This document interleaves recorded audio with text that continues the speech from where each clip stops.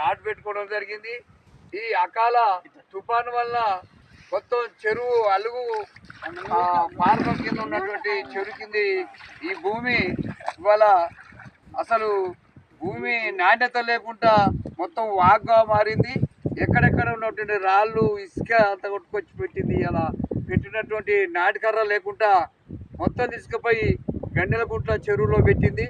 ఎందుకంటే దీన్ని తక్షణమే పునరావాసం కల్పించి వీళ్ళకు నష్టపరిహారం, వీళ్ళకు ముక్త కింద కొంత ప్రభుత్వం నుంచి ఆర్థిక సహాయం అందజేయాలి. అదేవిధంగా ఈ గ్రామంలో ఉన్నటువంటి రైతులు ఇల్లు కూలిపోయినాయట కొంతమందికి, అట్లనే వాళ్ళు కూడా ఇందిరా ఇల్లు నిర్మాణం చేయాలి. ఇదే విధంగా ఈ రకంగా మొత్తం కనీసానికి ఒక 10 ఎకరాల పాటు ఇది పనికి రాకుండా పోయింది ఈ భూమి. అసలు మళ్ళీ వచ్చే గత సంవత్సరం కూడా వ్యవసాయం చేసుకోకుండా మొత్తం గట్టిగా ఉన్నటువంటి భూమి గట్టి దాకా కొట్టకపోయింది. మొత్తం కంకర, రాళ్ళు, రప్పలు, ఇసుక మొత్తం భూమి వాగులాగా మారింది.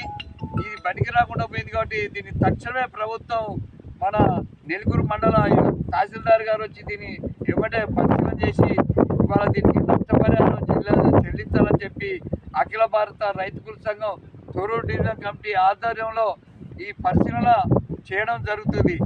అందుగాను వెంటనే దీన్ని చర్యలు తీసుకొని అధికారులు అందరూ వచ్చి దీన్ని స్పందించాలని చెప్పి కోరుతున్నాం.